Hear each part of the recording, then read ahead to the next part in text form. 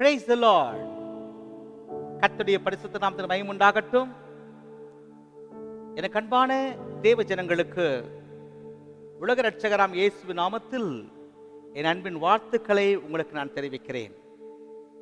பிரியமான தேவ ஜனங்களே, கடந்த 4 மாதங்கள் தேவன் நம்மை கண்ணின் மணியைப் போல கிருபையை நம்மை காத்து வந்தார்.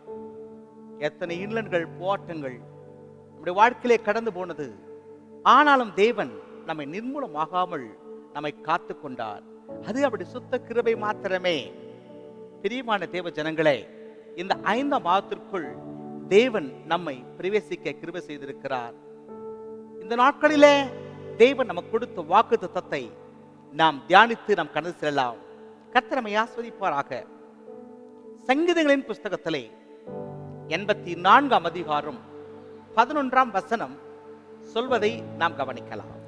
தேவனாகிய கர்த்தர் சூரியனும் கேடகமுமானவர். தேவனாகிய கர்த்தர் சூரியனும் கேடகமுமானவர். ஆம் பிரியமானவர்களே, இந்த மாதத்திலே தேவன் நம்மை சூரியனும் கேடகமுமாய் இருந்து நம்மை அவர் காக்க வல்லவராய் இருக்கிறார். எனக்கு அன்பானவர்களே, நன்றாய் கவனியுங்கள். இந்த வார்த்தையானது ஒரு பாடலின் வழியே வந்த வார்த்தையாய் காணப்படுகிறது. சங்கீதக்காரன் கித்தீம் என்னும் வாத்தியத்தில் வாசிக்க கோராகின் புத்திரன் உள்ள ராக தலைவனுக்கு ஒப்பிக்கப்பட்ட சங்கீதமாய் இது காணப்படுகிறது. இந்த பாடலின் வரிகளிலே அவன் அழகாய் குறிப்பிடுகிறான் ஒரு அற்புதமான வார்த்தை. கர்த்தர் எப்படிப்பட்டவர்? கர்த்தராகிய தேவன் அவர் எப்படிப்பட்டவர்? சூரியனும் கேடகமுமானவர் என்று அங்கே குறிப்பிடப்பட்டிருக்கிறது. அப்படியானால் தேவன் நமக்கு சூரியனை போலவும் கேடகமாயிருந்து நம்மை காப்பார் என்று சொன்னால், நாம் முதலாவது நம்ம கவனிக்க வேண்டியது சூரியனை. ஏன் இந்த சங்கீதக்காரன் தன் பாடலிலே சூரியனை குறித்து அங்கே சொல்லி இருக்க வேண்டும்? நாம் இதை குறித்து சற்று தியானித்து விட்டு நாம் கர்த்தர் நமக்கு வைத்திருக்கிற திட்டங்கள் இந்த மாதத்தில் என்ன, கர்த்தர் இதன் மூலமாக நமக்கு சொல்லக்கூடிய பாடம் என்ன என்பதை குறித்து இதில் இருந்து வருகிற ஆசீர்வாதங்களை நாம் தியானிக்கலாம். பிரியமான தேவஜனங்களே, கவனிங்கள். சூரியன் என்று சொல்லப்படும் பொழுது இந்த சூரியனுடைய வயது இந்த சயின்டிஸ்டுங்கள்லாம் சொல்லும் போது என்ன சொல்றாங்க? 4603 பில்லியன்ஸ் இயர்ஸ் என்று சொல்லுகிறார்கள். ஆனால் நம்முடைய சத்தியவேதம் என்ன சொல்லுகிறது? ஆதியிலே தேவன் வானத்தையும் பூமி சிருஷ்டித்தார் என்று சொல்லிவிட்டு தொன்று வருகிற வசனங்களிலே அவர் சொல்லுகிறார், பகலை ஆள பெரிய சுடரும் இரவை ஆள சிறிய சுடரும் என்று சொல்லி சூரியனையும் சந்திரனையும் குறித்து அங்கே குறிப்பிடுவதை நாம் பார்க்க முடிகிறது. அப்படியானால் நீங்கள் கவனியுங்கள், தேவன் ஆதியிலே என்ற வார்த்தைக்கு அது கணக்கில் அடங்காத ஒரு பல பில்லியன்ஸ் வருடங்களை குறிக்கிறது. தேவன் ஆதியிலே தேவன் பெரிய சுடராகிய இந்த சூரியனை படைத்ததின் காரணம் என்ன என்று நாம் யோசிக்கும் பொழுது, இந்த சூரியனிலிருந்து வருகிற அந்த விட்டமின் டி என்றதான அந்த சக்தி நிமித்தமாக இந்த பூமியிலே மனிதன் வாழ முடிகிறது. சூரிய நிமித்தமாக மரம் செடி கொடிகள் ஸ்டார்ச் பெற்று ஆக்சிஜனை கொடுக்கிறது. அது நிமித்தமாக மனிதன் வாழ்ந்து கொண்டிருக்கிறான். சூரியன் இல்லாவிட்டால் இந்த உலகமே இல்லை. சூரியன் இருப்பதினால் அந்த சூரிய வெப்பத்தினாலே பூமியானது சரியான வெப்பம் அடைந்து அதற்கு தேவையான சக்தி பெற்று வாழ்ந்து கொண்டிருக்கிறது. இந்த பூமி ஒருவேளை சூரிய வெளிச்சம் இல்லாமல் இருக்குமானால் இந்த பூமி ஒரு குளிர் நிறைந்த பகுதியாகவும் தன் செயலிழந்த பகுதியாகவும் இது காணப்படும். ஒரு காற்றே இல்லாவிட்டால் சூடே இல்லாத ஒரு பொருளாய் அது காணப்படும். காற்று இல்லாமல் போனால் நமக்கு ஆக்சிஜன் இல்லை, சூரியன் இல்லாமல் போனால் நமக்கு ஆக்சிஜன் இல்லை. இந்த பூமியிலே மனிதன் வாழ்வது கடினமாய் போய்விடும். ஆகவே பிரியமானவர்களே, பாருங்கள், அந்த சூரியன் இல்லாத பட்சத்தில் உலகம் இல்லாமல் போகுமானால் நீங்கள் யோசித்து பாருங்கள், இயேசு இல்லாமல், தேவன் இல்லாமல் இந்த உலகமும் இல்லை, நாமும் இல்லை. வசனம் நமக்கு தெளிவாய் சொல்லுகிறது. நம்முடைய தேவன் யார்? அவர் நீதியின் சூரியன் என்று சொல்லப்பட்டிருக்கிறது. எதற்காக இந்த பாடலின் ஆசிரியர் இவ்வளவு அழகாக அவர் நமக்கு தெளிவுபடுத்திருக்க என்று சொல்லி பாருங்கள். சூரியனை தேவனுக்கு ஒப்பாய் இணைத்து அவர் அங்கே சொல்லியிருப்பதை நாம் பார்க்க முடிகிறதே. எதற்காக என்று பார்க்கும் பொழுது, இந்த சூரியனானது மரம் செடி கொடிகளுக்கெல்லாம் அது ஜீவனை கொடுக்கிறதா இருக்கிறது. மரம் செடி கொடிகளுக்கெல்லாம் அது கொடுக்கிற அந்த வெளிச்சத்தினாலே, அது கொடுக்கிற அந்த சூட்டினாலே, அது கொடுக்கிற அந்த ஸ்டார்ச்சினாலே என்ன செய்யப்படுகிறது? அது உள்வாங்கி நமக்கு ஆக்சிஜனை கொடுப்பதனாலே நாம் வாழ்ந்து கொண்டிருக்கிறோம். நாம் மாத்திரமல்ல, உலகத்துள்ள சகல ஜீவராசிகளும் அதனால் வாழ்ந்து கொண்டிருக்கிறது. ஆகவே நம்முடைய தேவன் சொல்லி இருக்கிறார், நானே வழியும் சத்தியம் ஜீவனுமாய் இருக்கிறேன் என்று சொல்லி.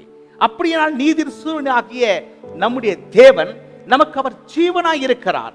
இந்த புதிய மாதத்திலே அவர் நமக்கு ஜீவனாய் இருக்க போகிறார்.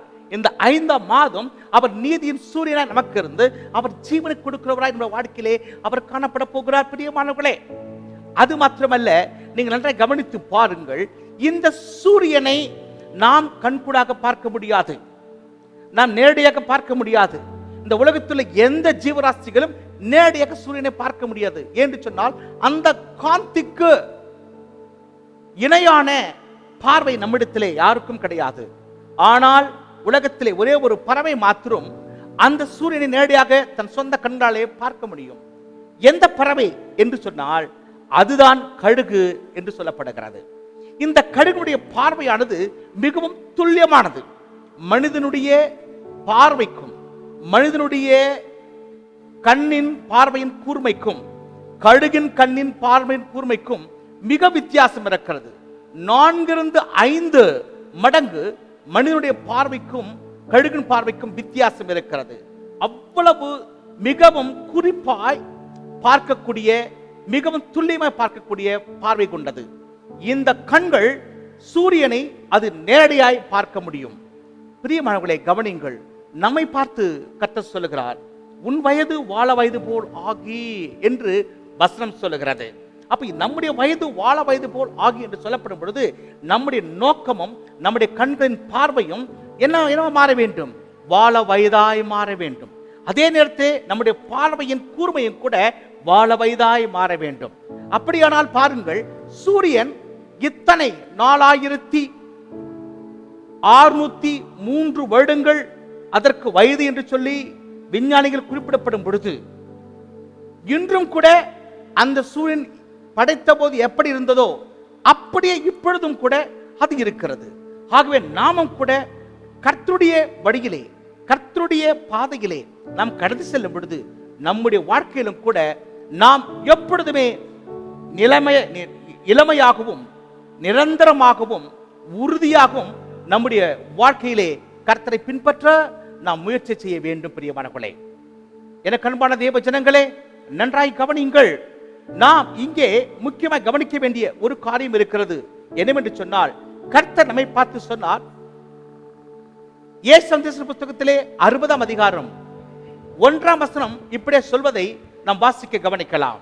எழும்பி பிரகாசி, எழும்பி பிரகாசி, உன் ஒளி வந்தது, உன் ஒளி வந்தது, கர்த்தருடைய மகிமை, கர்த்தரின் மகிமை உன்மேல் உதித்தது, உன்மேல் உதித்தது. இந்த வசனத்தை நன்றாய் கவனித்து பாருங்கள். இது யாரை பார்த்து இந்த வசனம் நமக்கு சொல்லுகிறது? எழும்பி பிரகாசி, உன் ஒளி வந்தது என்று சொல்லும் பொழுது நாம் எழும்பி பிரகாசிக்க வேண்டும். நாம் இப்பொழுது சந்திரனை போல மங்கி இருக்கிறோம். அது இரவில் மாத்திரம் வெளிச்சத்தை தரும். ஆனால் சூரியன் அப்படி அல்ல.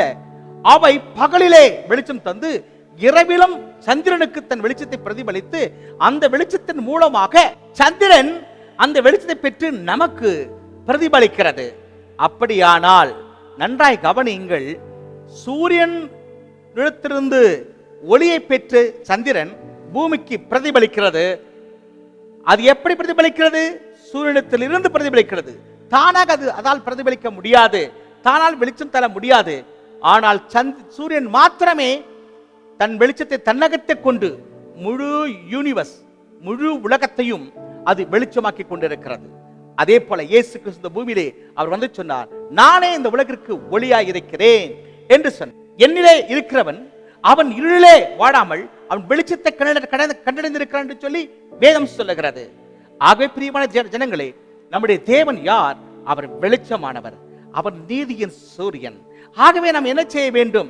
நாம் அவரை போல வாழ்வதற்கு நம்முடைய வாழ்க்கையை அர்ப்பணம் செய்ய வேண்டும். அவரை போல வாழ நாம் வாழ்க்கையை அர்ப்பணிப்போமானால் தேவன் என்ன செய்வார்? நம்மை ஆசீர்வதிப்பார். இந்த புது மாதத்திலே நம்மை பிரகாசிக்க செய்ய போகிறார். எத்தனை பேர் இந்த மாதத்திலே நீங்கள் நெருக்கத்தின் வழியிலே, கடந்த நாட்களிலே, கஷ்டத்தின் வழியிலே, கடந்த நாட்களிலே நீங்கள் கடந்து வந்தீர்களோ, இந்த மாதமானது உங்களுக்கு ஒரு புதிய வெளிச்சத்தை தரப்போகிறது. நீதியின் சூரியனுடைய வெளிச்சம் உங்கள் வாழ்க்கையிலே பிரதிபலிக்க போகிறது. நீதியின் சூரியன் வெளிச்சம் உங்கள் வாழ்க்கையிலே வெளிச்சத்தை தந்து உங்கள் வாழ்க்கையை மாத்திரமல்ல, உங்கள் குடும்பத்தில் உள்ளவர்கள், உன் அக்கம் பக்கத்தார், உன்னோடு வேலை செய்கிற ஜனங்கள் மத்தியிலே உனக்குள் இருந்து அது பிரகாசிக்கும். ஆகவே பிரியமானவர்களே, இந்த தேவன் என்றென்றும் உள்ள சதா காலங்களிலும் நம்முடைய தேவன், முடிய பரியந்தும் அவர் நம்மை நடத்த வல்லமையுள்ள தேவன். ஆகவே இந்த 5 மாதத்திலே எனக்கு பிரியமான தேவ ஜனங்களே, இந்த நீதியின் சூரியனானவர் உங்களை பிரகாசிப்பாராக என்று சொல்லி உங்களை வாழ்த்தி ஆசீர்வதிக்கிறேன். கர்த்தர் தாமே உங்களை ஆசீர்வதிப்பாராக.